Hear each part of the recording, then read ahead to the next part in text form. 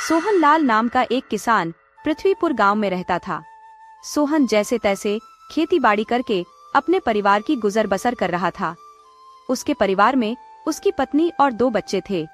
सोहन लाल की बेटी सुगमा, जो कि अब विवाह योग्य हो चुकी थी, जबकि सोहन लाल का बेटा बांके अपने पिता के साथ खेतों में काम करता था। वैसे तो सोहन लाल के पास खेती की जमीन बहुत कम थी। अपनी जमीन में खेती के अलावा वह गांव के दूसरे बड़े किसानों के खेतों में भी काम किया करता था। इस काम में उसका बेटा बांके भी उसका पूरा साथ देता था। बाप बेटा दोनों कड़ी मेहनत करते, परंतु फिर भी उनकी आमदनी बहुत ही कम थी। सोहन लाल की बेटी सुगमा, जो कि अब शादी के लायक हो चुकी थी, सोहन को अक्सर उसकी शादी की चिंता सताती रहती थी।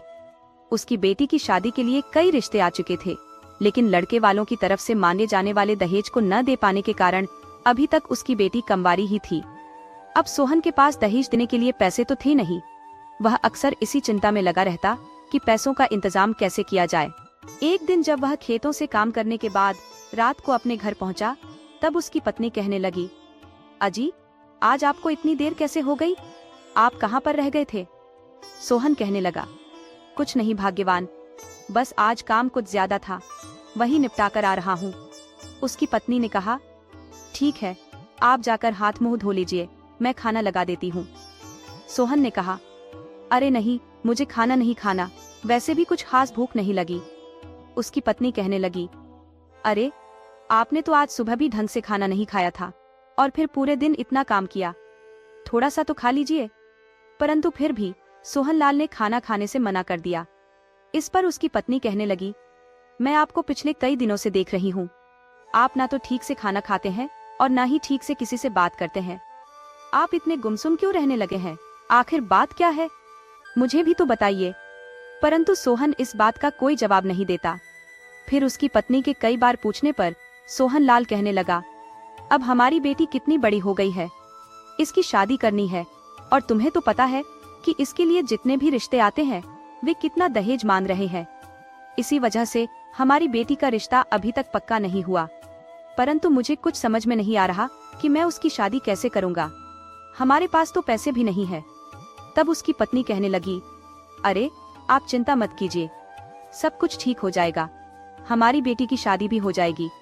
सोहन कहने लगा, अरे, कैसे होगी शादी भाग्यवान, मैं कैसे चिंता न करूं?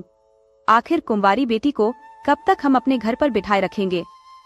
पत्नी कहने लगी, आप जमींदार के पास जाकर उनसे बात कीजिए और कुछ पैसे उधार लेकर आइए। उसके बाद हम उन्हें धीरे धीरे करके उनके पैसे लौटा देंगे। सोहन ने कहा, तुम बिल्कुल ठीक कहती हो, अब हमारे पास कोई और चारा भी तो नहीं है। मैं कल ही जाकर जमींदार साहब से बात करता हूँ और उनसे कुछ पैसे उधार लेकर आता हूँ। अच्छा, क्या बच्चे सो गए? हाँ, बस अभी अभी सोए हैं, पत्नी ने कहा।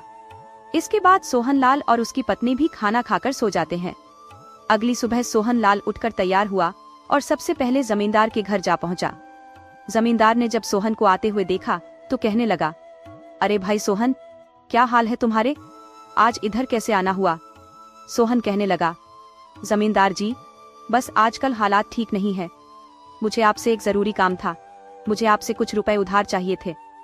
जमींदार ने कहा, अच्छा, कोई बात नहीं, तुम्हें कितने रुपए चाहिए?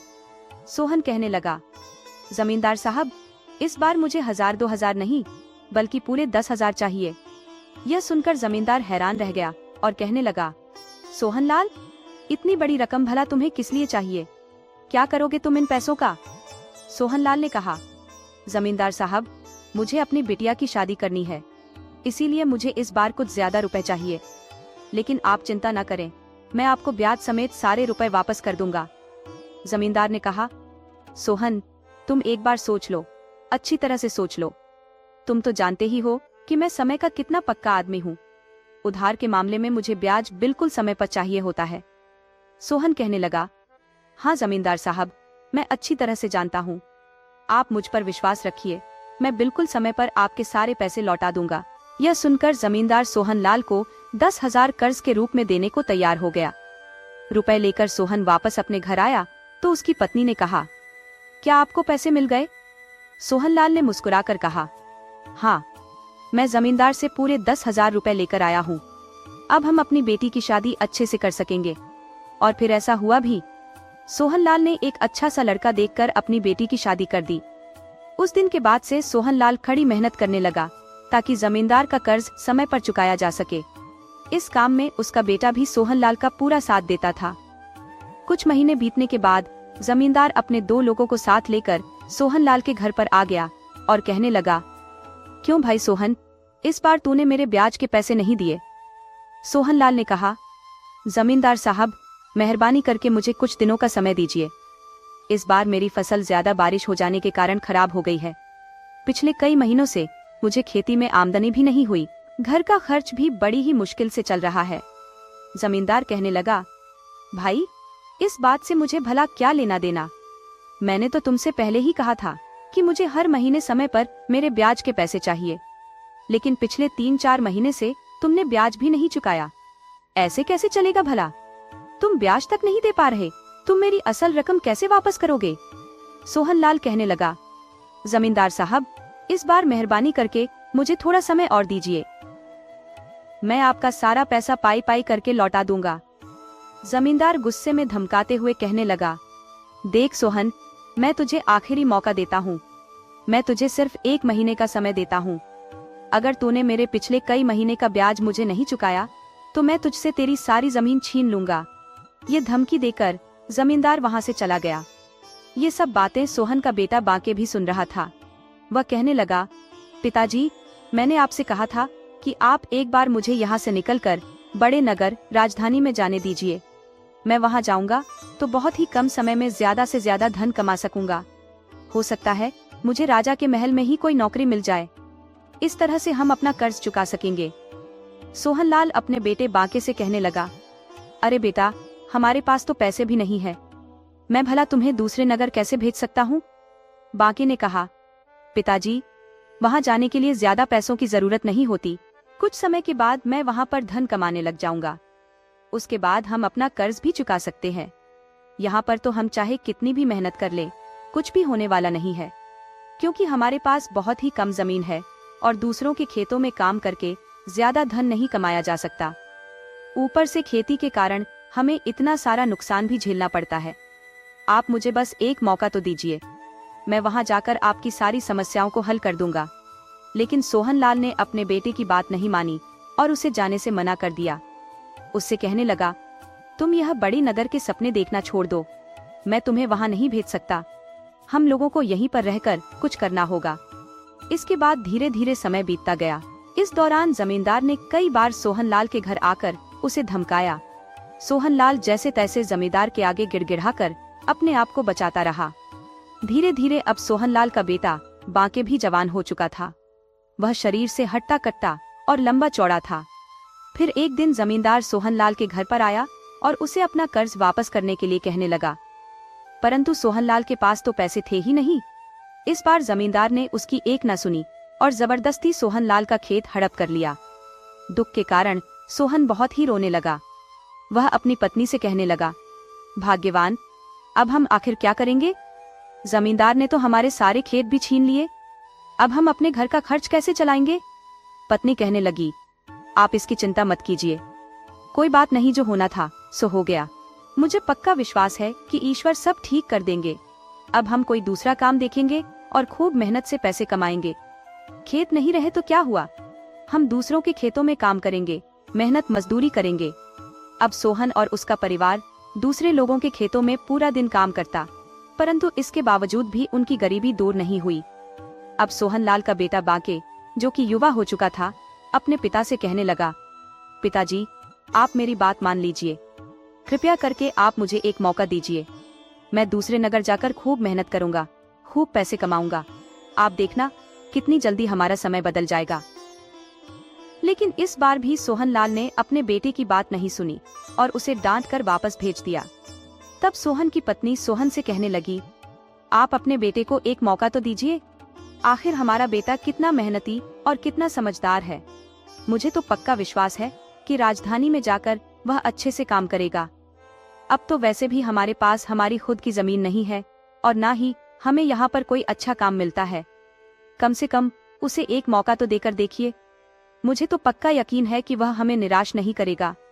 अपनी पत्नी की बात सुनकर सोहन सोच में पड़ गया और सोचने लगा, सचमुच हमें यहाँ पर कोई अच्छा काम नहीं मिल रहा। बाकी का राजधानी जाने का इतना मन है तो क्या पता वहां जाकर उसका जीवन भी सफल हो जाए। इसके बाद वह एक बार फिर से जमींदार के पास गया और उससे कुछ रुपए उधार लेकर आया।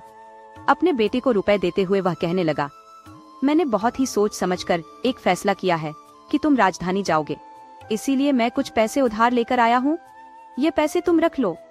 बाके कहने लगा, पिताजी मुझे वहाँ पर जाने के लिए इतने ज्यादा पैसों की आवश्यकता नहीं है। नहीं बेटा, तुम यह पैसे अपने पास रखो, एक अनजान नगर में पैसे ही तुम्हारे काम आएंगे और तुम्हें वहाँ पर पहुँचते ही कोई अच्छा काम थोड़े ही न मिल जाएगा। ना जाने तुम्हें कितने दिनों तक वहाँ पर काम की खोज करनी पड़े, ऐसे समय में यह धन ही तुम्हारे काम आएगा।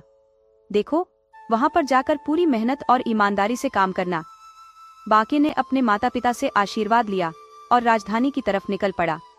कुछ दिन का सफर तय करने के बाद वह राजधानी में पहुंचा। इस बड़े नगर की चमक धमक देखकर बाके हैरान था। बड़े बड़े और ऊंचे ऊंचे मकान, घोड़ा गाड़ियों पर घूमते लोग, यह सब देखकर बाके विस्मित सा हो गया। वहां पहुंचकर बाके ने सबसे पहले एक सराय में अपने लिए आसरा ढूंढ लिया और फिर अगले दिन से वह काम की तलाश में घूमने लगा। वह नगर के बाजार में गया और वहां के व्यापारियों से काम मांगने लगा, परंतु एक अनजान नगर में भला उसे काम कौन देता। आखिरकार उसे एक व्यापारी के पास काम मिल ही गया। बाकी को अनाज की बोरियों को उठाकर गोदाम में रखने का काम मिला था। वह अपने इस काम को पूरा मन लगाकर करने लगा। अभी 2-4 दिन ही बीते थे कि एक दिन की बात है, जब बाकी सेठ के यहाँ पर काम कर रहा था, तभी बाजार में से उस राज्य का सेनापति अपने घोड़े पर सवार होकर जा रहा था। तभी उसकी नजर बाके पर पड़ी। उसने देखा कि एक हट्टा कट्टा लंबा चौड़ा नौजवान बड़ी ही आसानी से भारी भरकम बोरियों को उठा उठाकर एक जगह से दूसरी जगह पर रख रहा था। वह बाके की ताकत को देखकर बहुत ही प्रभावित हुआ। कुछ देर तक वह बाके को काम करते हुए देखता रहा और फिर वह अपने घोड़े से उतरकर बाके के पास गया। कहने लगा, अरे नौजवान, तुम कौन हो? तुम्हें पहले कभी नहीं देखा। सेनापति को अपने सामने देखकर बाके एक क्षण के लिए घबरा गया और हाथ जोड़कर कहने लगा, हुजूर, मेरा नाम बाके है, मैं पृथ्वीपुर गांव से आया हूँ। क्या मुझसे कोई गलती हो गई तो मुझे क्षमा कर दीजिए।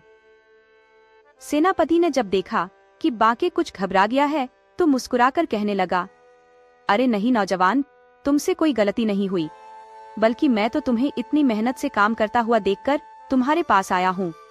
तुम किस तरह से इतनी भारी भरकम बोरियों को उठा उठाकर एक जगह से दूसरी जगह पर इतनी आसानी से रखते रहे हो। साथ ही तुम्हारा यह लंबा चौड़ा और शक्तिशाली शरीर देखकर मैं तुमसे बहुत ही प्रभावित हूँ। अगर तुम चाहो तो मैं तुम्हें एक बहुत ही सम्मानजनक नौकरी दिलवा सकता हूँ, जिसमें तुम्हें अच्छा वेतन भी मिलेगा। अच्छी नौकरी और वेतन का नाम सुनकर बाकी की मानो मन की मुराद पूरी हो गई हो। वह खुश होकर कहने लगा, कहिए हुजूर, आप मुझसे क्या नौकरी करवाना चाहते हैं? देखो युवक, मैं इस राज्य का सेनापति विक्रम सिंह हूँ और मुझे तुम जैसे बलशाली युवकों को अपने राज्य की सेना में भर्ती करने का काम सौंपा गया है। यहाँ से चलने के बाद तुम्हें कुछ समय के लिए सैनिक प्रशिक्षण दिया जाएगा और फिर तुम्हारी नियुक्ति सेना में कर दी जाएगी। वेतन की तुम चिंता मत करो। सेनापति का प्रस्ताव सुनकर बाके खुशी से उछल पड़ा। वह तुरंत ही सेना में भर्ती होने के लिए तैयार हो गया। इसके बाद सेनापति बाके को अपने साथ ले आया। कुछ दिनों तक सैनिक प्रशिक्षण लेने के बाद बाके को राज्य की सेना में भर्ती कर लिया गया। बाके की लंबी चौड़ी कदकाठी और उसकी शक्ति को देखते हुए उसे महाराज का अंगरक्षक बना दिया गया। अब उसके पास रहने के लिए एक अच्छा मकान था, जिसमें सभी तरह की सुख सुविधाएं मौजूद थीं। और फिर एक दिन सेनापति से आज्ञा लेकर बाके अपने गांव में गया, जहां अपने माता पिता से मिला। उसके माता पिता यह देखकर बड़े ही खुश थे कि उनका बेटा अब राजमहल में राजा का अंगरक्षक बन गया है। न सिर्फ बाके के माता पिता बल्कि पूरा पृथ्वीपुर गांव अब बाके के ऊपर बहुत गर्व महसूस कर रहा था। सभी गांव वालों ने बाके का बहुत ही आदर सत्कार किया। कुछ दिन वहां पर रहने के पश्चात बाके ने अपने माता पिता से राजधानी में आकर रहने का आग्रह किया, जिस पर उसके माता पिता तैयार हो गए। जब बाके अपने माता पिता के साथ गांव से विदा हुआ तो पूरा गांव उन्हें विदा करने के लिए आया। इसके बाद बाके अपने माता पिता को लेकर अपने नए मकान में आ गया। कुछ समय के बाद बांके के माता पिता को बांके की शादी की चिंता सताने लगी। होते होते यह बात जब सेनापति को पता चली तो वह बांके के माता पिता से मिलने के लिए उनके घर पर आया। सेनापति ने बताया कि वह अपनी इकलौती बेटी की शादी बांके से करना चाहते हैं। जब बांके को इस बात का पता चला तो वह इस रिश्ते के लिए मना नहीं कर सका और फिर एक शुभ मुहूर्त देखकर बांके और सेनापति की बेटी की शादी कर दी गई। इस तरह से बांके अपने परिवार के साथ एक सुखमय जीवन बिताने लगा। तो दोस्तों, इसी तरह की मजेदार कहानियां देखने के लिए चैनल को सब्सक्राइब कर लीजिए। वीडियो को लाइक और कमेंट करना बिल्कुल मत भूलिए।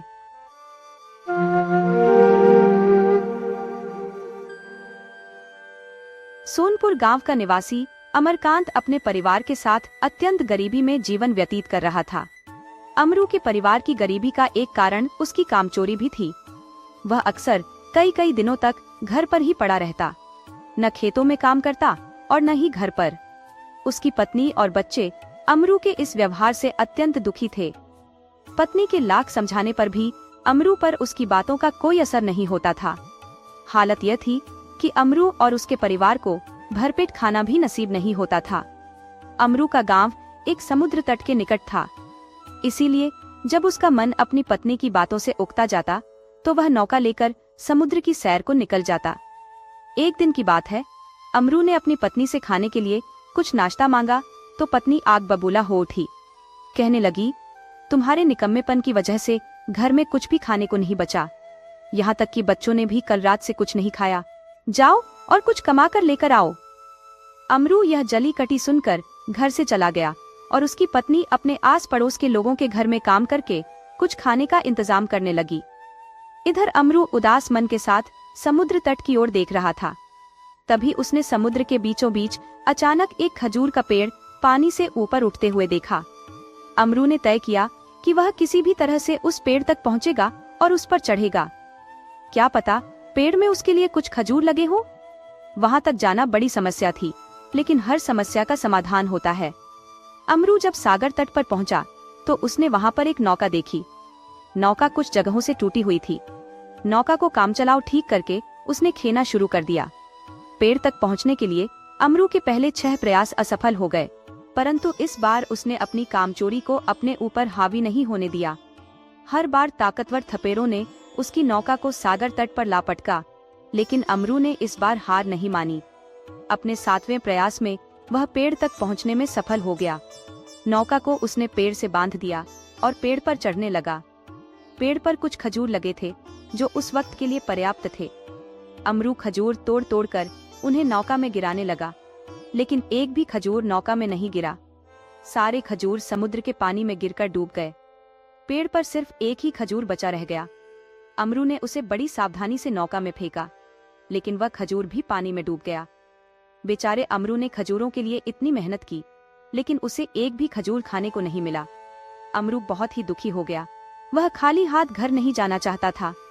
अपने जीवन से निराश होकर उसने आत्महत्या करने के लिए समुद्र में छलांग लगा दी, परंतु उसे यह देखकर बड़ा ही आश्चर्य हुआ कि वह डूबकर मरने की बजाय सागर के तट पर सुरक्षित पहुंच गया और वहां पर खड़ा हो गया। अमरू ने वहां पर एक झोपड़ी देखी। झोपड़ी में से एक बूढ़े बाबा निकलकर बाहर आए। उन्होंने अमरू से पूछा, तुम यहाँ क्यों आए हो? अमरू ने अपनी सारी कहानी बूढ़े बाबा को सुना दी। बूढ़े बाबा को अमरू के प्रति सहानुभूति हो गई। बूढ़े बाबा झोपड़ी के भीतर गए और वहां से एक लोहे की हांडी लेकर बाहर आए। उन्होंने वह हांडी अमरू को दे दी और कहा, अब तुम कभी भूखे नहीं रहोगे। इस हांडी से जितना चाहे खाना निकाल सकते हो। बस तुम्हें यह कहना है कि हांडी, जो कुछ तुम अपने पुराने मालिक के साथ करती थी वही मेरे साथ भी करो। अमरू ने हांडी के लिए बाबा का शुक्रिया अदा किया और वहां से चला गया। वह हांडी को एक बार आजमाना चाहता था, इसलिए वह समुद्र से पार निकल गया और एक सुनसान जगह पर बैठ गया। उसने हांडी से कहा, हांडी, जो कुछ तुम अपने पुराने मालिक के साथ करती थी वही मेरे साथ भी करो। इतना कहना था कि हांडी स्वादिष्ट पकवानों से भर गई। अमरू ने जी भरकर लजीज पकवान खाए और आनंद मनाया।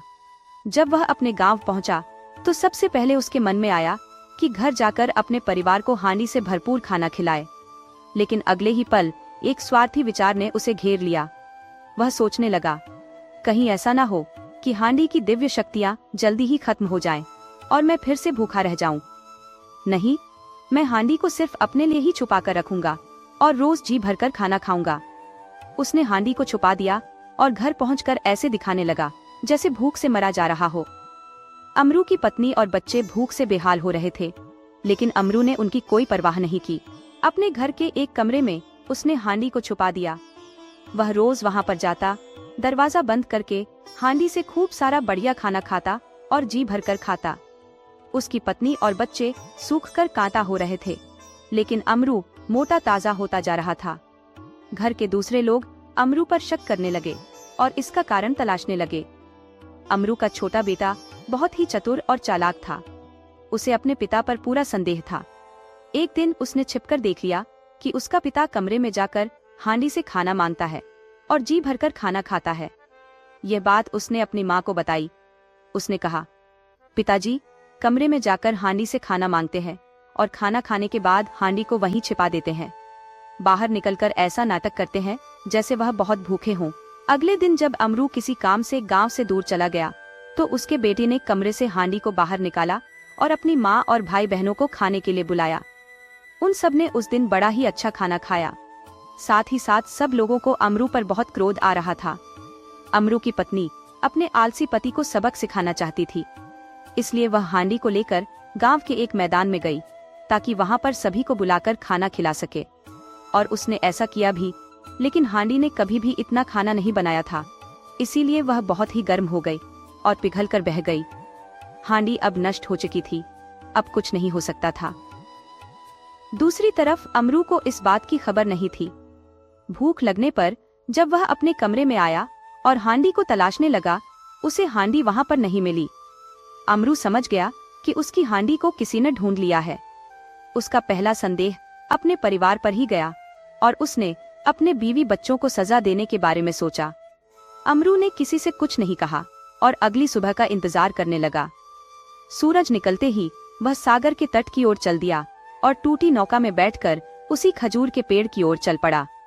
इस बार नाव बिना किसी रुकावट के अपने आप पेड़ तक जाकर ठहर गई।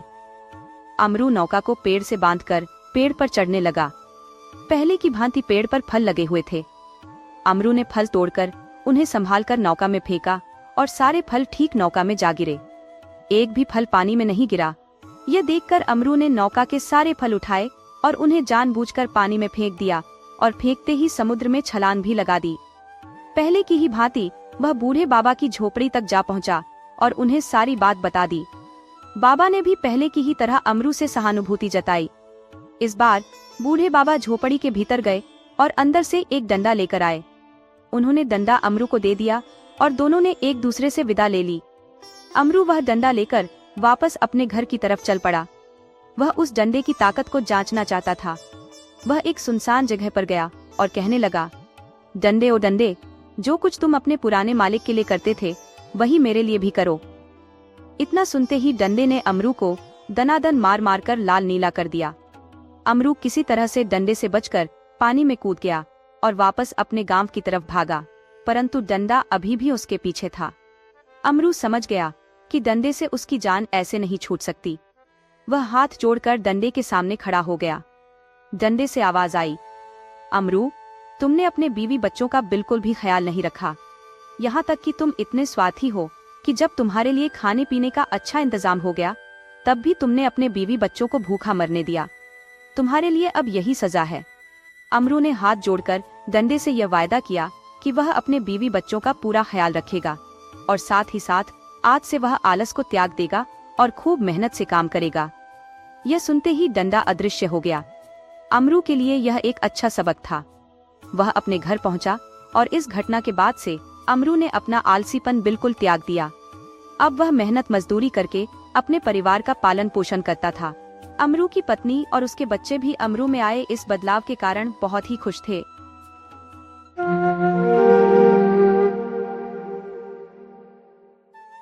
एक गांव में बसी अंधी हर दिन मंदिर के द्वार पर जाकर खड़ी हो जाती थी। जैसे ही भक्तगण बाहर निकलते वह हाथ फैला देती और बड़ी विनम्रता से कहती, बाबूजी, अंधी पर दया करें। उसे यह भलीभांति ज्ञात था कि मंदिर में आने वाले लोग बड़े श्रद्धालु होते हैं। उसका यह अनुमान असत्य नहीं था। आने जाने वाले 2-4 सिक्के उसके हाथ में रख ही देते। अंधी उन्हें आशीर्वाद देती और धन्यवाद कहती। स्त्रियां भी उसके दुपट्टे में थोड़ा बहुत अनाज डाल जाती थीं। सुबह से शाम तक वह इसी प्रकार हाथ फैलाए खड़ी रहती। उसके बाद मन ही मन भगवान को प्रणाम कर अपनी लाठी के सहारे अपनी झोपड़ी की ओर निकल जाती। उसकी झोपड़ी गांव के बाहर थी। रास्ते में भी वह लोगों से याचना करती, किंतु राहगीरों में अधिकतर लोग उसे पैसे देने के बजाय डांट देते। फिर भी उसकी याचना निरंतर जारी रहती। झोपड़ी तक पहुँचते पहुँचते उसे 2-4 पैसे और मिल जाते थे। झोपड़ी के पास पहुँचते ही एक 10 वर्ष का बालक दौड़ता हुआ आता और उससे चिपक जाता। अंधी उसे टटोलकर माथे को चूमती। यह बच्चा कौन था, किसका था, कहाँ से आया, इस बात का किसी को भी पता नहीं था। 5 वर्ष पूर्व पास पड़ोस वालों ने उसे अकेला देखा था। उन्हीं दिनों में एक शाम लोगों ने उसकी गोद में एक बच्चा देखा जो रो रहा था। अंधी उसका मुख चूम चूम कर उसे चुप कराने का प्रयास कर रही थी। ये कोई असाधारण घटना नहीं थी, अतः किसी ने भी नहीं पूछा कि यह बच्चा किसका है। उसी दिन से यह बच्चा अंधी के पास था और प्रसन्न भी था। वह उसे अपने से भी अच्छा खिलाती और पहनाती थी। अंधी ने अपनी झोपड़ी में एक हांडी गाड़ रखी थी। संध्या के समय जो कुछ भी मांग कर लाती उसे हांडी में डाल देती और किसी वस्त्र से ढक देती ताकि दूसरों की दृष्टि उस पर ना पड़े। खाने के लिए अच्छा अन्न मिल जाता था जिससे उसका काम चल जाता था। पहले बच्चे को भरपेट खिलाती, फिर स्वयं खाती। रात को बच्चे को अपने वक्ष से लगाकर सो जाती। प्रातः होते ही उसे खिला पिलाकर फिर मंदिर के द्वार पर जा खड़ी होती। काशी में सेठ बनारसी दास बहुत ही प्रसिद्ध व्यक्ति थे। बच्चा बच्चा उनकी कोठी से परिचित था। वह बहुत बड़े देशभक्त और धर्मात्मा व्यक्ति थे। धर्म के कार्यों में उनकी बड़ी रुचि थी। दिन के 12 बजे तक सेठ स्नान और ध्यान में लगे रहते। कोठी पर हर समय भीड़ लगी रहती थी। कर्ज के इच्छुक तो आते ही थे, परंतु ऐसे व्यक्तियों का भी तांता लगा रहता था जो अपनी पूंजी सेठ के पास धरोहर के रूप में रख जाते थे। सैकड़ों भिखारी अपनी थोड़ी बहुत जमा पूंजी इन्हीं सेठ के पास जमा करा जाते।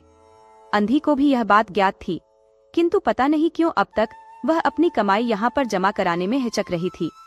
उसके पास काफी रुपए हो गए थे। हांडी लगभग पूरी भर चुकी थी। उसे शंका थी कि कहीं कोई चुरा ना ले। एक दिन शाम के समय अंधी ने हांडी उठाई और अपने कपड़ों में छिपाकर सेठ की कोठी पर पहुंची। अंधी ने हांडी को सेठ के आगे सरका दिया और डरते डरते कहा, सेठ जी, इसे अपने पास जमा कर लो। मैं अंधी अपाहिज कहाँ तक इसे संभालती फिरूंगी। सेठ ने हांडी की ओर देखते हुए पूछा, इसमें क्या है? अंधी ने उत्तर दिया, भीख मांग मांग कर अपने बच्चे के लिए 2-4 पैसे इकट्ठे किए हैं। अपने पास रखते हुए डरती हूँ। कृपया इन्हें आप अपनी कोठी में रख ले। सेठ जी ने मुनीम की ओर संकेत करते हुए कहा, वह इसमें जमा कर लो। फिर बूढ़ी अंधी से पूछा, तेरा नाम क्या है? अंधी ने अपना नाम बताया। मुनीम जी ने नकदी गिनकर उसके नाम से जमा कर ली और वह सेठ जी को आशीर्वाद देती हुई अपनी झोपड़ी की राह पर चली गई। 2 वर्ष बड़े ही सुख के साथ बीत गए। इसके पश्चात अंधी के लड़के को एक दिन बुखार हो गया। अंधी ने दवा दारू की, झाड़ फूंक से भी काम लिया, टोने टोटके की परीक्षा की, परंतु सारी कोशिशें व्यर्थ सिद्ध हुई। लड़के की दशा दिन प्रतिदिन बिगड़ती गई। अंधी का हृदय टूट गया। साहस ने जवाब दे दिया। वह निराश हो गई, परंतु फिर उसे ध्यान आया कि संभवतः डॉक्टर के इलाज से फायदा हो जाए। इस विचार के आते ही वह गिरती पड़ती सेठ जी की कोठी पर आ पहुंची। सेठ जी वहीं पर उपस्थित थे। अंधी ने कहा, सेठ जी, मेरी जमा पूंजी में से 10 रुपए मिल जाएं तो बड़ी कृपा होगी। मेरा बच्चा मर रहा है, डॉक्टर को दिखाऊंगी। सेठ जी ने कठोर स्वर में कहा, कैसी जमा पूंजी, कैसे रुपए? मेरे पास किसी के रुपए जमा नहीं है। अंधी ने रोते हुए उत्तर दिया, 2 वर्ष हुए मैं आपके पास राशि जमा करने आई थी, कृपया दे दीजिए, बड़ी दया होगी। सेठ जी ने मुनीम की ओर रहस्यमय दृष्टि से देखते हुए कहा, मुनीम जी, जरा देखो तो, इसके नाम की कोई पूंजी जमा है क्या? तेरा नाम क्या है री? सेठ की बात सुनकर अंधी की जान में जान आई। आशा बंध गई। पहला उत्तर सुनकर उसने सोचा था कि सेठ बेईमान है, किंतु अब सोचने लगी कि हो सकता है सेठ को ध्यान ना रहा हो। ऐसा धर्मी व्यक्ति भी भला कहीं झूठ बोल सकता है। अंधी ने अपना नाम बता दिया। सेठ के मुनीम ने खाता बही उलट पलट कर देखी, फिर कहा, नहीं तो, इस नाम पर एक भी पाई जमा नहीं है। अंधी वहीं बैठी जमी रही। उसने रो रो कर कहा, सेठ जी, परमात्मा के नाम पर, धर्म के नाम पर कुछ दे दीजिए। मेरा बच्चा जी जाएगा, मैं जीवन भर आपके गुण गाऊंगी। उल्टा सेठ जी गुस्सा होकर बोले, जाती है या नौकर को बुलाऊं? अंधी लाठी टेक कर खड़ी हो गई और सेठ की ओर मुंह करके बोली, अच्छा, भगवान तुम्हें बहुत दे, और अपनी झोपड़ी की तरफ चल दी। अंधी की कही हुई यह बात कोई आशीष न थी, बल्कि एक दुखी का शाप था। बच्चे की दशा बिगड़ती गई, दवा दारू हुई ही नहीं। एक दिन उसकी अवस्था चिंताजनक हो गई, प्राणों के लाले तक पड़ गए। उसके जीवन से अंधी और भी निराश हो गई। सेठ पर रह रहकर उसे क्रोध आता था। वह सोचती, इतना धनी व्यक्ति है, 2-4 रुपए दे देता तो क्या चला जाता। फिर मैं उससे कोई दान तो नहीं मांग रही थी, अपने ही रुपए मांगने गई थी। उसे सेठ जी से घृणा हो गई थी। बैठे बैठे उसे कुछ ध्यान आया। उसने बच्चे को अपनी गोद में उठा लिया और ठोकरें खाती गिरती पड़ती सेठ के द्वार पर पहुंच गई। उनके द्वार पर बैठकर धरना देने लगी। बच्चे का शरीर जो ज्वर से भभक रहा था और अंधी का कलेजा भी तड़प रहा था। सेठ जी का एक नौकर किसी काम से बाहर आया। अंधी को बैठा देखकर उसने सेठ को सूचना दी। सेठ ने आज्ञा दी कि उसे भगा दो। नौकर ने अंधी से चले जाने को कहा, किंतु वह उस स्थान से ना हिली। नौकरों ने उसे मारने का भय दिखाया, परंतु वह टस से मस ना हुई। नौकर ने अंदर जाकर कहा कि यह बला नहीं चल रही। सेठ जी स्वयं बाहर आए, देखते ही पहचान गए। बच्चे को देखकर उन्हें बहुत ही आश्चर्य हुआ कि उसकी शक्ल सूरत उनके मोहन से बहुत मिलती जुलती है। 7 वर्ष पहले मोहन किसी मेले में खो गया था। उसकी बहुत खोज की, पर उसका कोई पता न चला। उन्हें याद आया कि मोहन की जांघ पर एक लाल रंग का निशान था। इस विचार के आते ही उन्होंने अंधी की गोद के बच्चे की जांघ देखी। वह निशान था, परंतु पहले से कुछ बड़ा था। उनको विश्वास हो गया कि बच्चा उन्हीं का है। तुरंत उस बच्चे को छीनकर अपने कलेजे से लगा लिया। बच्चे का शरीर ज्वर से तप रहा था। सेठ ने नौकर को तुरंत डॉक्टर लाने के लिए भेज दिया। अंधी खड़ी हो गई और चिल्लाने लगी, मेरे बच्चे को ना ले जाओ, मेरे रुपए तो हजम कर गए, क्या मेरा बच्चा भी मुझसे छीन लोगे? सेठ जी बड़े ही चिंतित थे और बोले, यह बच्चा मेरा है। 7 वर्ष पहले कहीं खो गया था, अब मिल गया है, सो इसे कहीं जाने नहीं दूंगा और लाख यत्न करके भी इसके प्राण बचाऊंगा। अंधी ने एक जोरदार ठहाका लगाया, तुम्हारा बच्चा है, इसीलिए लाख यत्न करके भी उसे बचाओगे? मेरा बच्चा होता तो उसे मर जाने देते। क्यों? ये कौन सा न्याय है? इतने दिनों तक खून पसीना एक करके मैंने इसे पाला है, मैं उसको अपने हाथों से नहीं जाने दूंगी। अजीब दशा थी, कुछ करते धरते नहीं बनता था। कुछ देर वह मौन खड़े रहे, फिर मकान के अंदर चले गए।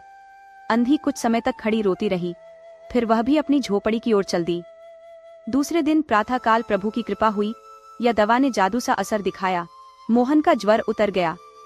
होश आने पर उसने आंखें खोली तो सबसे पहले उसकी जुबान पर माँ शब्द निकला। अपरिचित लोगों की शक्लें देख सब कुछ धुंधला लगने लगा। सेठ जी सोचने लगे, क्या करूं? एक ही बच्चा है, इतने दिनों बाद मिला भी तो मृत्यु उसको अपने चंगुल में दबा रही है। मैं अपने बच्चे को कैसे बचाऊं? पत्नी को बाहर भेजा कि देखो कहीं वह अंधी द्वार पर न बैठी हो, परंतु वह वहां पर कहाँ थी। सेठ जी ने अपनी गाड़ी तैयार करवाई और बस्ती के बाहर उस अंधी की झोपड़ी पर जा पहुंचे। झोपड़ी बिना द्वार की थी। सेठ जी अंदर पहुंचे, देखा कि वह अंधी रो रही थी। उसकी आंखों से आंसू लगातार बह रहे थे। सेठ जी ने धीरे से उसको हिलाया। उसका शरीर भी अग्नि की भांति तप रहा था। सेठ जी ने कहा, अरे अंधी, तेरा बच्चा मर रहा है। डॉक्टर निराश हो गए हैं, रह रहकर वह बच्चा तुझे पुकारता है।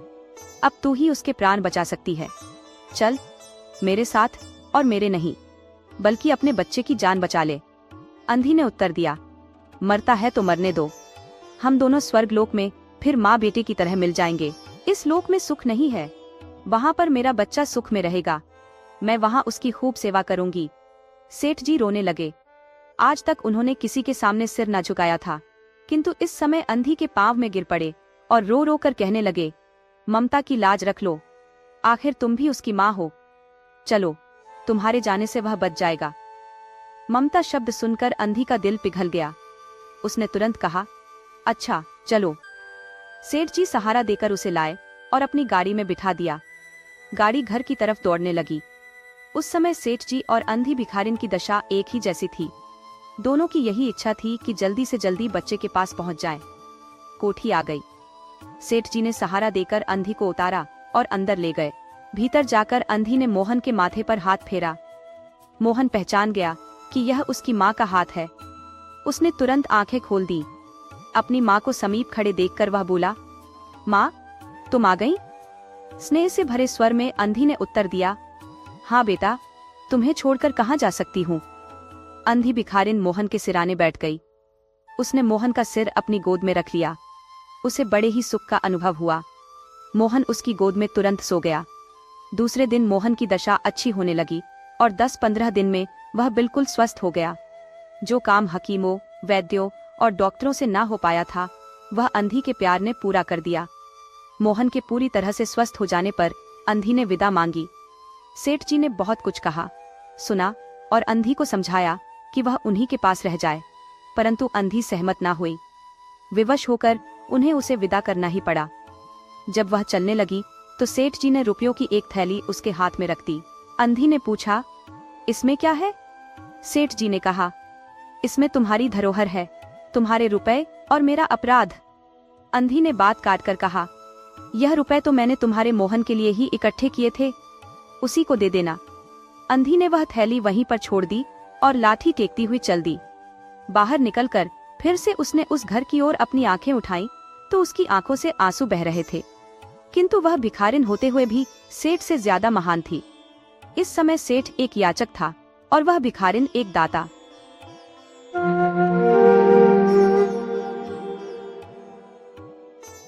किसी समय की बात है, रूपनगर नामक एक देश था जहाँ एक राजा राज्य किया करता था। राजा का एक मंत्री था जो राजकाज में राजा को सलाह दिया करता था। राजा का बेटा और मंत्री का बेटा दोनों आपस में गहरे मित्र थे। एक दिन राजकुमार प्रीत सेन और मंत्री का बेटा सुलोचन शिकार खेलने जंगल गए। दोपहर हो चुकी थी और दोनों को तीव्र प्यास लग रही थी। घोड़े दौड़ाते हुए वे पानी की तलाश करने लगे, लेकिन काफी खोजबीन के बाद भी पानी नहीं मिला। प्यास के मारे राजकुमार की हालत खराब हो रही थी। सुलोचन ने कहा, राजकुमार, आप किसी पेड़ के नीचे आराम कीजिए, मैं आपके लिए पानी ढूंढ कर लाता हूँ। यह कहकर सुलोचन पानी की तलाश में निकल पड़ा। थोड़ी देर बाद वह एक बगीचे में पहुंचा जहाँ एक कुआं था। सुलोचन ने जल्दी जल्दी कुएं से पानी निकाला, पहले अपनी प्यास बुझाई और फिर बाल्टी में पानी भरकर राजकुमार के पास ले गया। जब वह वापस लौटने लगा तभी उसकी नजर कुएं की दीवार पर बनी एक लड़की की तस्वीर पर पड़ी। सुलोचना कुछ देर तक तस्वीर को देखता रहा और फिर उसे राजकुमार की याद आई। वह पानी लेकर राजकुमार के पास पहुंचा। पानी पीने के बाद राजकुमार ने पूछा, यह पानी कहाँ से लाए हो सुलोचना? सुलोचन ने उत्तर दिया, पास ही एक बगीचा है, उसमें एक कुआं है और वहीं से मैं पानी लाया हूँ। राजकुमार ने कहा, अब मुझे अच्छा महसूस हो रहा है, चलो उस बाग में चलते हैं। यह कहकर दोनों बाग की ओर चल पड़े। बाग में पहुंचकर राजकुमार कुएं के पास गया और उसकी नजर कुएं पर बनी उस लड़की की तस्वीर पर पड़ी। तस्वीर देखते ही राजकुमार अपने होश खो बैठा। वह कहने लगा, यह तस्वीर इतनी सुंदर है तो यह लड़की सचमुच कितनी सुंदर होगी। मुझे इससे प्रेम हो गया है, अब मैं इस तस्वीर वाली लड़की से ही शादी करूंगा। ये सुनकर सुलोचना घबरा गया और कहने लगा, राजकुमार, ना जाने यह तस्वीर कब से बनी हुई है, ये लड़की सचमुच में भी कहीं है या नहीं, ये भी पता नहीं। वह जिंदा है या मर गई, इसका भी कोई अंदाजा नहीं है। मुझे लगता है कि किसी ने यूं ही नकली तस्वीर बना दी है। भला हम इस तस्वीर वाली लड़की को कैसे ढूंढ सकते हैं? राजकुमार तस्वीर के पास बैठ गया और कहने लगा, अगर सचमुच यह लड़की मर गई है तो मैं भी यहीं पर अपनी जान दे दूंगा। मेरे दोस्त सुलोचन, मैं इस लड़की के बिना इस दुनिया में नहीं रह सकता। सुलोचन ने जब राजकुमार की ऐसी हालत देखी तो वह डर गया। राजकुमार ने कहा, सुलोचन, अगर तुम सचमुच मेरे दोस्त हो तो जाओ और इस तस्वीर वाली लड़की का पता करो।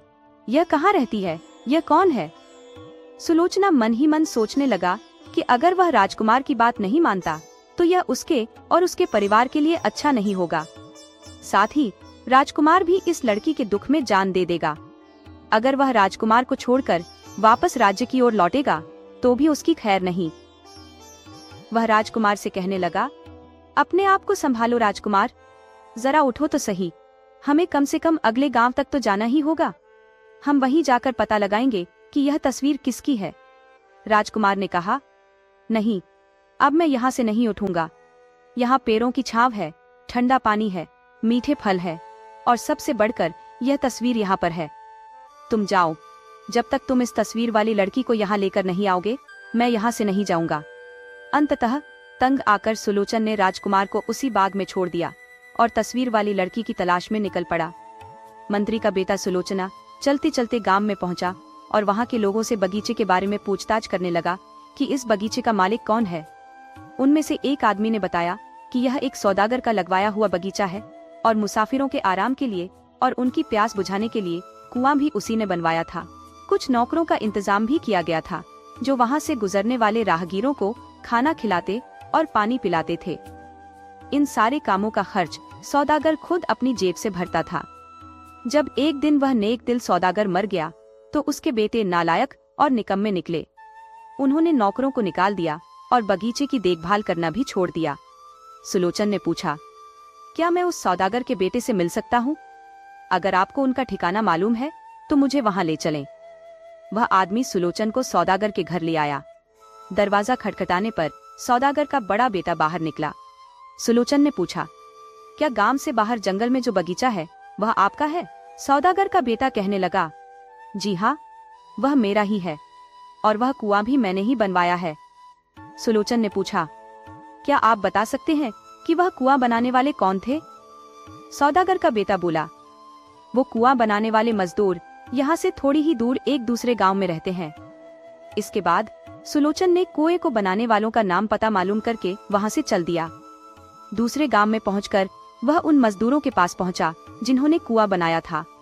वहां पर एक बूढ़े आदमी ने सुलोचन का स्वागत किया और रात भर उसे अपने यहाँ ठहराया। सुलोचना के पूछने पर उसने बताया, हाँ, कुआं मैंने ही बनाया था। सुलोचन ने पूछा, तो फिर आप जानते होंगे कि कुएं पर किसकी तस्वीर बनी है? बूढ़े आदमी ने कहा, बेशक, वह कुआं मैंने ही बनाया था, लेकिन उस पर जो तस्वीर बनी है वह मेरे बड़े भाई ने बनाई थी। अगर आप वहां जाकर उनसे मिले तो आपको तस्वीर के बारे में आसानी से पता चल जाएगा। सुलोचना सोचने लगा कि यह आदमी खुद ही इतना बूढ़ा है तो इसके बड़े भाई की उम्र कितनी होगी, वह जिंदा होगा भी या नहीं। यह सोचता हुआ सुलोचन अगले गांव की तरफ चल दिया। ढूंढते ढूंढते वह उस आदमी के घर जा पहुंचा, लेकिन यह आदमी उस पहले वाले आदमी से काफी जवान मालूम पड़ता था। सुलोचन ने पूछा, यहाँ से कुछ दूर जंगल में जो बगीचा है उसके कुएं पर तस्वीर आपने ही बनाई थी? जी हाँ, तस्वीर मैंने और भाई साहब ने मिलकर बनाई है, उस आदमी ने उत्तर दिया। मगर मैं यह नहीं जानता कि वह तस्वीर किसकी है। मैंने तो सिर्फ उस तस्वीर में रंग ही भरे थे। उसका असली खांचा तो भाई साहब ने ही बनाया था। शायद वही जानते होंगे कि यह तस्वीर किसकी है। सुलोचन ने पूछा, क्या आपके भाई साहब आपके साथ नहीं रहते? जी, पहले तो रहते थे, उस आदमी ने बताया, लेकिन बाद में हालात कुछ ऐसे हो गए कि हम दोनों को अलग अलग होना पड़ा। लेकिन अभी भी वह कुछ ही दूरी पर एक गांव में रहते हैं। अगर आप वहां जाकर पता करेंगे कि नंदी का घर कौन सा है तो गांव का बच्चा बच्चा आपको उनका पता बता सकता है। सुलोचन ने उस आदमी से विदा ली और उसके बड़े भाई नंदी साहब से मिलने के लिए दूसरे गांव में चल पड़ा। सचमुच नंदी साहब को गांव का बच्चा बच्चा जानता था। सुलोचना को बड़ी ही आसानी से उनका घर मिल गया। उस आदमी को देखकर सुलोचन की आंखें खुली की खुली रह गईं। सुलोचन कहने लगा, मैं आपके पास एक बहुत ही जरूरी काम से आया हूँ, लेकिन उससे पहले एक बात जो मुझे हैरान कर रही है वह यह कि आप तो बिल्कुल जवान हैं, जबकि आपके छोटे भाई आपसे बूढ़े नजर आते हैं। नंदी साहब ने मुस्कुराकर बताया, मेरे सबसे छोटे भाई की पत्नी उसका कहना नहीं मानती। वह कहता कुछ है तो उसकी पत्नी करती कुछ और है। इसी दुख और चिंता के कारण वह अपनी उम्र से 3 गुना बड़ा नजर आता है। चिंता और दुख 100 बीमारियों की एक बीमारी है। मेरे मंझले भाई की पत्नी अपने पति का कभी कभी ही कहना मानती है, इसीलिए आपने देखा होगा कि मेरा मंझला भाई इतना ज्यादा बूढ़ा नहीं है। जबकि मेरी पत्नी मेरा हर कहना मानती है तो मुझे कोई भी दुख या चिंता नहीं है, इसीलिए मैं जवान दिखाई देता हूँ। खैर, आप यह सब बातें छोड़िए, आप बताइए कि आप मुझसे मिलने के लिए क्यों आए हैं। सुलोचन ने सारी बात विस्तार से बता दी और फिर कहने लगा, बाग वाले कुएं में तस्वीर आपने ही बनाई है। वह किस औरत की तस्वीर है? मैं उसकी तलाश में निकला हूँ। नंदी साहब कहने लगे, अरे तुम उसके बारे में मत ही पूछो। वह कोई औरत नहीं बल्कि एक राजकुमारी है। कोई भी उस राजकुमारी को हासिल नहीं कर सकता। सुलोचना कहने लगा, देखो मैं भी एक राजकुमार का खास मित्र हूँ। मेरे राजकुमार ने कहा है कि जब तक वह उस राजकुमारी से मिल नहीं लेगा वह उस बाग में ही पड़ा रहेगा। ऐसी हालत में आपको मेरी सहायता करनी होगी। हुजूर, आपकी बात बिल्कुल सही है, लेकिन मुश्किल तो यह है कि इस लड़की से मिलना तो दूर, उसकी तरफ कोई देख भी नहीं सकता। तो फिर आपने उसकी तस्वीर कैसे बना ली? सुलोचन ने पूछा। नंदी साहब कहने लगे, कुछ समय पहले की बात है। मैं एक बार उस राजकुमारी के राज्य से गुजर रहा था। मैं नाव पर बैठा हुआ नदी के दूसरी तरफ जा रहा था कि तभी राजकुमारी वहां अपनी सहेलियों के साथ सैर करने के लिए आई। मैंने राजकुमारी की परछाई जब पानी में देखी तो अपनी नाव वहीं पर रोक ली। मैंने तुरंत एक कागज पर राजकुमारी की कच्ची पक्की तस्वीर बना ली। मैंने एक बार भी हिम्मत नहीं की कि उस राजकुमारी की तरफ आंख उठाकर भी देख सकूं। शायद राजकुमारी और उसकी सहेलियां भी यही सोच रही थी कि मैं नाव में कोई चीज ठीक कर रहा हूँ। जल्दी जल्दी मैं अपना सारा काम खत्म करके वह कागज अपने साथ रख लिया। अपनी नाव मैंने आगे बढ़ा दी। जब मैं नदी के दूसरे किनारे पर पहुंचा और मैंने वापस महल की तरफ देखा तो राजकुमारी और उसकी सहेलियां वहां नहीं थी। इस घटना के कुछ दिन बाद मैं अपने मंझले भाई से मिलने गया तो पता चला कि वह आजकल एक कुएं पर कारीगरी कर रहा है। मैं भी उसके साथ उस कुएं पर पहुंच गया। मेरा भाई भी बहुत अच्छे फूल पत्ते बनाता है। कुएं पर पहुंचकर वह तो अपने काम में लग गया और मैंने कुएं की दीवार पर राजकुमारी की तस्वीर बना दी। मेरे मंझले भाई ने देखते ही देखते उसमें रंग भर दी और यह वही तस्वीर थी जो आपको मुझ तक खींच कर ले आई है। सुलोचना चुपचाप उसकी कही हुई बातें सुन रहा था और फिर कहने लगा, सचमुच मैं आपसे मिलकर बहुत ही खुश हुआ हूँ। अब मैं चलता हूँ। राजकुमार बेसब्र से मेरा इंतजार कर रहा होगा। जाते जाते सुलोचन ने पूछा, आपने उस राज्य का क्या नाम बताया था? जी, तुलसी नगर। मुझे जो कुछ भी मालूम था मैंने आपको बता दिया। आप तुलसी नगर जाइए, शायद आपका काम बन जाए। सुलोचना वहां से चला गया।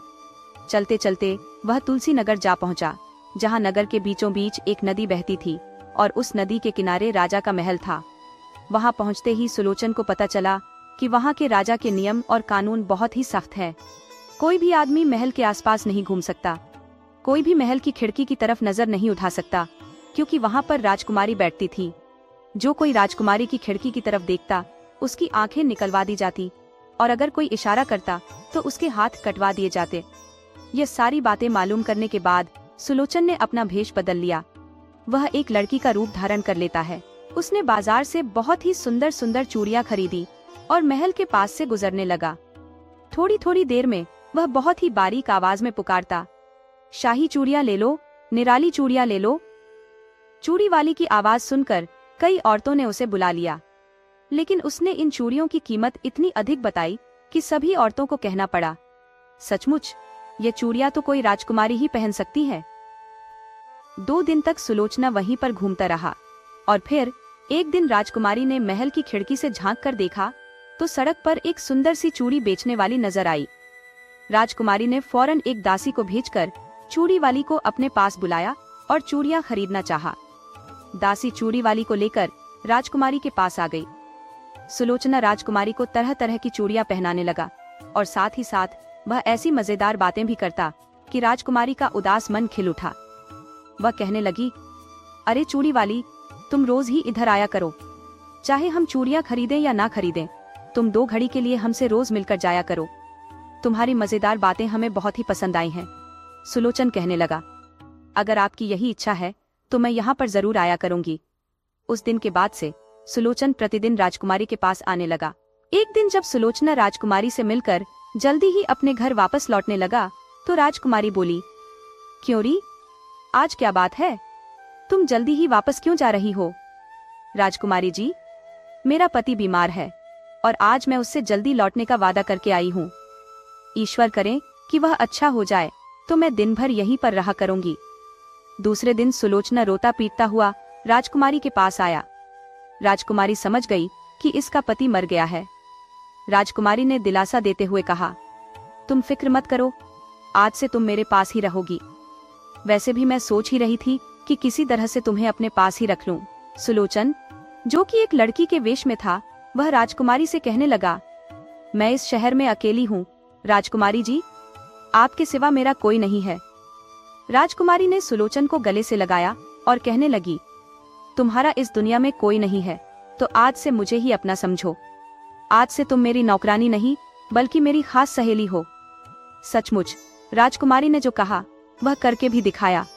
वह हमेशा सुलोचन को अपने साथ ही रखती, खिलाती पिलाती और घंटों दोनों बाग बगीचे और नदी में सैर करते रहते।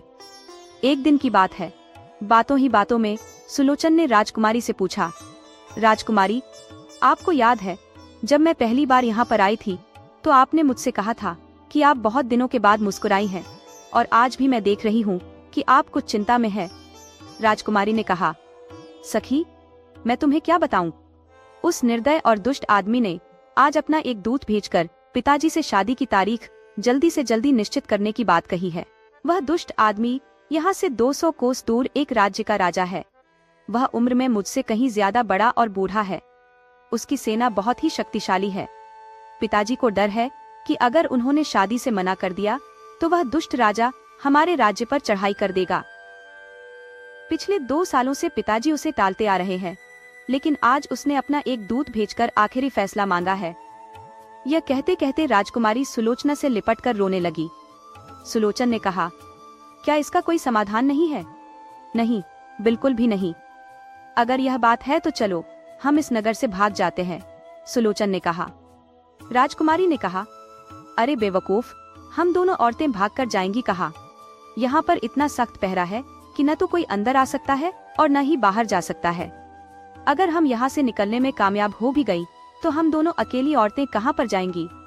सुलोचन ने कहा, अगर आप मुझ पर विश्वास करें तो मैं आपको एक ऐसे देश में ले चलूंगी जहाँ पर सब शांतिप्रिय लोग रहते हैं और वहाँ का राजकुमार भी बहुत ही सुंदर है। उसी वक्त कमरे में एक नौकरानी दाखिल हुई और कहने लगी, राजकुमारी जी, महाराज पूछ रही हैं कि आज चांदनी की रात है, क्या नाव का इंतजाम किया जाए, नदी से पहरे हटा दिए जाएं? यह सुनकर राजकुमारी चुप ही रह गई। लेकिन तभी सुलोचना ने कहा, चमेली, नाव का इंतजाम तो जरूर होना चाहिए। आज तो राजकुमारी बहुत ही उदास है। चांदनी रात और उसमें नाव की सैर तो उनके दिल को बहला देगी। नौकरानी चली गई तो राजकुमारी ने कहा, सखी, तुमने बिना वजह ही नाव की सैर का इंतजाम क्यों करवा दिया? मेरा मन आज किसी भी काम में नहीं लगेगा। लेकिन सुलोचना किसी तरह से राजकुमारी को मनाकर नदी के पास ले आया। वहां पर एक छोटी सी नाव हिचकोले खा रही थी।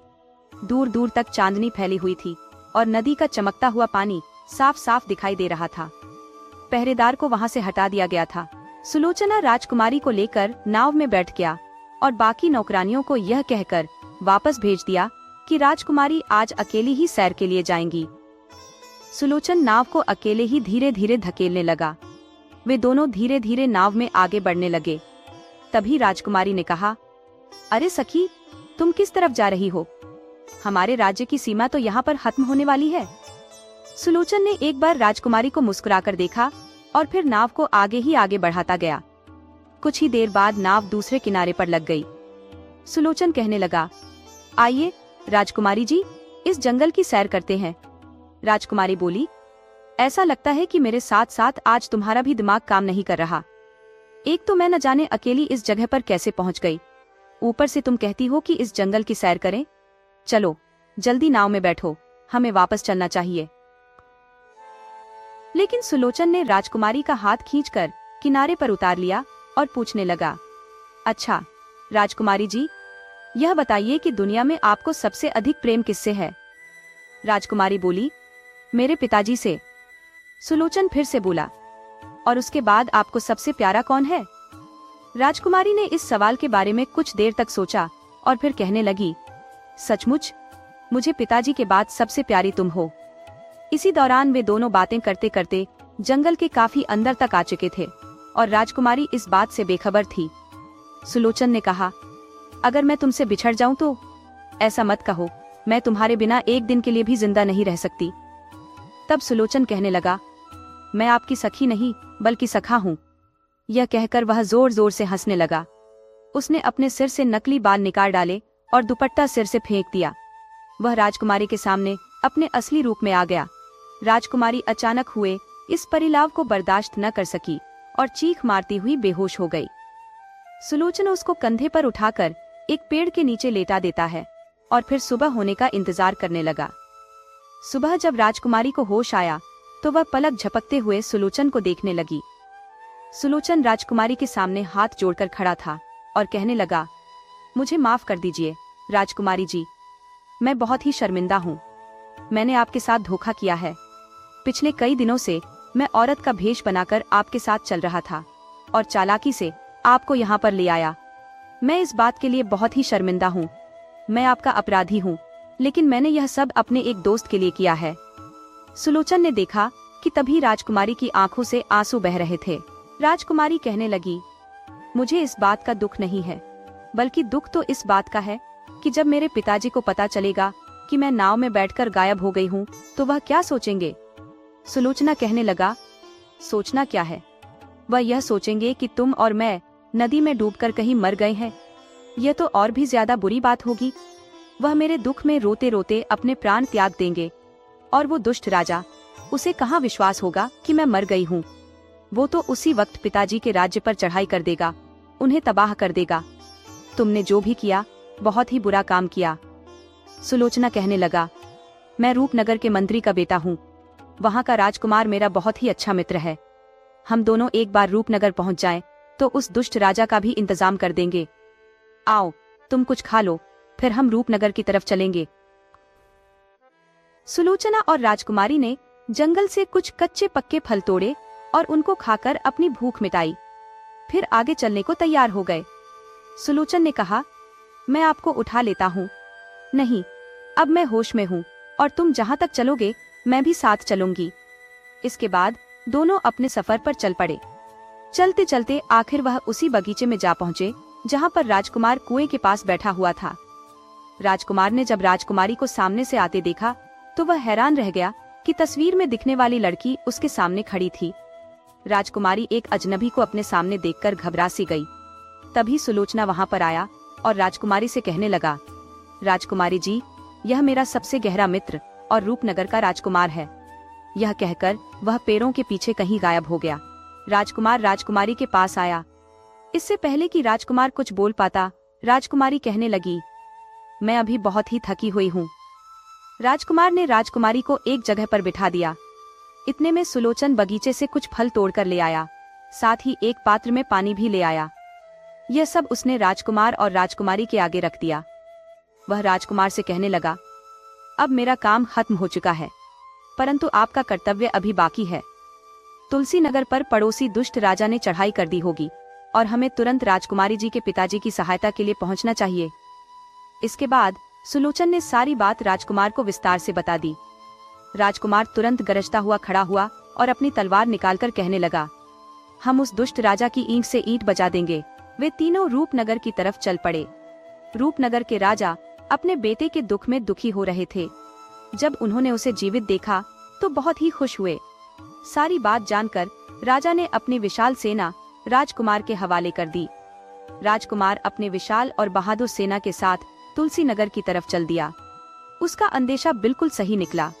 दुष्ट पड़ोसी राजा ने तुलसी नगर पर आक्रमण कर दिया था, लेकिन बहादुर राजकुमार ने अपनी विशाल सेना की सहायता से दुष्ट पड़ोसी राजा को युद्ध के मैदान में मौत के घाट उतार दिया। तुलसी नगर के राजा को जब अपनी जीत की खबर मिली तो वह बहुत ही खुश हुए। अपनी बेटी को जिंदा देखकर उन्होंने उसे गले से लगाया और फिर राजकुमारी ने अपने पिता को सारी बात बताई। कुछ दिनों तक तुलसी नगर का शाही मेहमान रहने के बाद राजकुमार का विवाह एक शुभ मुहूर्त पर राजकुमारी के साथ कर दिया गया। तो दोस्तों, इसी तरह की मजेदार कहानियाँ देखने के लिए आप चैनल को सब्सक्राइब कर लीजिए। कहानी आपको कैसी लगी कमेंट बॉक्स में जरूर बताइएगा।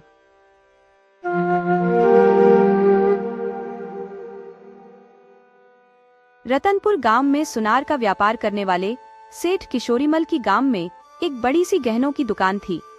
किशोरीमल का यह खानदानी पेशा था। यह दुकान उनके बाप दादा के जमाने से चली आ रही थी। किशोरीमल का व्यापार बहुत ही अच्छा चल रहा था। आसपास के गांवों के लोग भी सेठ किशोरीमल के पास अपने सोने के गहने बनवाने आते थे।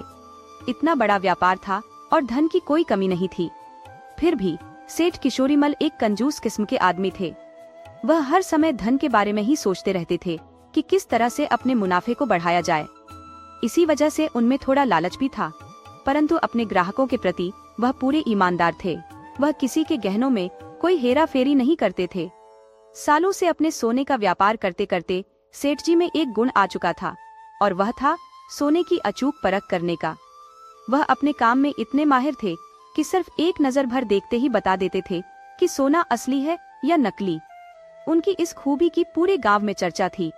सेठ किशोरीमल बिना सोने को हाथ लगाए ही उसकी परख कर लेते थे। सेठ जी को अपने व्यापार के सिलसिले में अक्सर ही आसपास के गांवों में भी जाना पड़ता था, परंतु उनकी कंजूसी की हद यह थी कि वह सफर के दौरान कभी भोजन भी नहीं करते थे। सेठ जी के इस कंजूस व्यवहार से उनके परिवार वाले भी परेशान रहते थे। जब भी गांव में कोई शादी ब्याह का न्योता आता, सेठ किशोरीमल अक्सर कोई न कोई बहाना बनाकर वहां नहीं जाते थे, क्योंकि ब्याह में उन्हें शगुन के तौर पर कुछ न कुछ पैसे देने पड़ते थे। एक बार की बात है, सेठ जी को एक शादी का न्योता आया और यह न्योता उनकी पत्नी की एक दूर की बहन की शादी का था। जैसा कि सेठ जी का स्वभाव था, उन्होंने पत्नी से कहा, सुनो भाग्यवान, इतनी दूर का न्योता है, आने जाने में कितना पैसा खर्च होगा और ऊपर से शगुन अलग से देना पड़ेगा। मेरी मानो, छोड़ो यह शादी ब्याह का चक्कर। इस बार सेठ जी की पत्नी सुनने वाली कहाँ थी। वह चिल्लाकर बोली, सुनो जी, आप हर बार कोई न कोई बहाना करके शादी के न्योते ठुकरा देते हो, परंतु इस बार मेरी बहन की शादी है, चाहे वह दूर ही क्यों ना हो। अगर आप शादी में नहीं जाएंगे तो मैं जहर खाकर अपने प्राण त्याग दूंगी। अपनी पत्नी की धमकी सुनकर सेठ जी सन्न रह गए। अब मरता क्या न करता वाली हालत में सेठ जी ने बड़े ही भारी मन से शादी पर जाने के लिए हाँ कर दी और कहा, ठीक है, कल सुबह ही हम निकल चलेंगे। उस रात सेठ किशोरीमल को नींद ही नहीं आई। वह सारी रात शादी में होने वाले खर्च के बारे में ही सोचते रहे। जब सुबह हुई तो सेठ किशोरीमल और उनकी पत्नी शादी के लिए दूसरे गांव के लिए निकल पड़े। रास्ता काफी लंबा था, परंतु कंजूस सेठ ने पत्नी के कहने पर रास्ते के लिए खाने पीने की व्यवस्था भी की थी। सेठ जी के मन में अभी भी शादी के लिए होने वाले खर्च की ही बात चल रही थी। खैर, वह दूसरे गांव पहुंच गए और पहुंचते ही सेठ जी और उनकी पत्नी का खूब आदर सत्कार हुआ। सेठ जी की पत्नी सालों बाद यहाँ आई थी, तो उन्होंने अपनी बहन के साथ खूब सारी बातें की। सभी लोग अपनी बातचीत में व्यस्त थे, परंतु सेठ जी का मन बहुत ही भारी हो रहा था। उन्होंने सोचा, चलो थोड़ा बाहर जाकर इस गांव में घुमा जाए। सेठ जी बिना किसी को बताए उस घर से निकल गए और गांव में घूमने लगे। सेठ जी उस गांव की गलियों में कभी इधर कभी उधर घूमने लगे। वह अपने मन को बहलाने की कोशिश कर रहे थे। तभी सेठ जी की नजर एक घर के बाहर पड़ी। सेठ जी ने देखा कि घर के बाहर एक बिल्ली कटोरे में दूध पी रही थी। सेठ जी ने गौर से उस कटोरे को देखा तो वह एक पुराना टेढ़ा मेढ़ा सा कटोरा था, परंतु सेठ जी की पारखी नजर पहचान गई कि वह कटोरा शुद्ध सोने का था। सेठ जी को बड़ी हैरानी हुई कि कोई सोने के कटोरे में बिल्ली को दूध क्यों पिलाएगा। तभी सेठ जी ने उस बिल्ली के पास खड़े आदमी को देखा। वह आदमी बिल्ली का मालिक था। अब सेठ जी ने उस आदमी को भी ध्यान से देखा।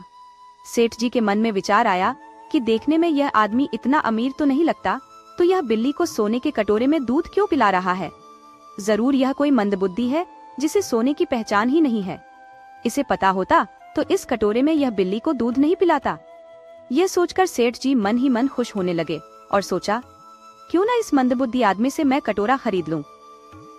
सेठ जी ने बिल्ली के मालिक से कहा, वाह भाई, क्या शानदार बिल्ली है तुम्हारी। मेरे पास भी एक ऐसी ही बिल्ली थी, बेचारी कुछ दिनों पहले ही मर गई। आदमी सेठ जी की बात सुनकर मुस्कुरा दिया। फिर सेठ किशोरीमल ने सोचा कि अगर मैं सीधा कटोरा खरीदने की बात करूंगा तो उसे शक हो जाएगा। तो सेठ जी ने कहा, क्या आप यह बिल्ली मुझे बेचेंगे। ये सुनकर वह आदमी बोला, जी आप चाहते हैं तो मैं इसे आपको बेच सकता हूँ। सेठ जी ने झट से 500 निकाले और उसकी तरफ बढ़ाए और कहा, ये लो पैसे और बिल्ली मुझे दे दो। बिल्ली का मालिक बोला, सेठ जी अभी तो मैंने कीमत की बात ही नहीं की। अगर आप बिल्ली खरीदना चाहते हैं तो पूरे 2000 देने पड़ेंगे। ये सुनकर सेठ जी कुछ पल के लिए सोचने लगे, फिर बोले, भाई 2000 तो ज्यादा है, तुम 1500 रख लो और बिल्ली मुझे दे दो। परंतु वह आदमी कुछ हट के किस्म का था और बोला, नहीं, 2000 से एक भी कम नहीं लूंगा। सोने के कटोरे के लालच में सेठ जी ने 2000 दे दिए और सोचा, इस कटोरे की कीमत तो हजारों में होगी और मेरा जो शादी पर खर्च हुआ है वह भी वसूल हो जाएगा। सेठ जी ने बिल्ली को उठाया और वहां से चलने लगे। तभी सेठ जी ने अपना दांव खेला और उस आदमी से कहा, बिल्ली तो मैंने खरीद ही ली है, अब तुम इस दूध पिलाने वाले कटोरे का क्या करोगे? लाओ, ये कटोरा भी मुझे 50 में बेच दो। वह आदमी बोला, नहीं नहीं हुजूर, मैं ये कटोरा नहीं बेचूंगा। ये सुनकर सेठ जी चकरा गए और पूछा, ऐसा क्यों भाई, क्या खास है इस पुराने से कटोरे में? उस आदमी ने कहा, वह तो मुझे नहीं मालूम, पर यह कटोरा मेरे लिए बहुत ही किस्मत वाला है। पिछले 2 हफ्तों से मैंने जब से इस कटोरे में बिल्ली को दूध पिलाना शुरू किया है, तब से मैंने 6 बिल्ली बेच दी हैं। यह तो मेरे लिए किस्मत का कटोरा है। यह सुनकर सेठ किशोरीमल के होश उड़ गए। जिसे वह मंदबुद्धि समझ रहे थे, वह तो उनसे भी बड़ा चतुर निकला। सेठ जी ने अपना माथा पीटा और उस बिल्ली को लेकर वापस अपने गांव लौट आए। अब सेठ किशोरीमल को उनके लालच का फल मिल चुका था।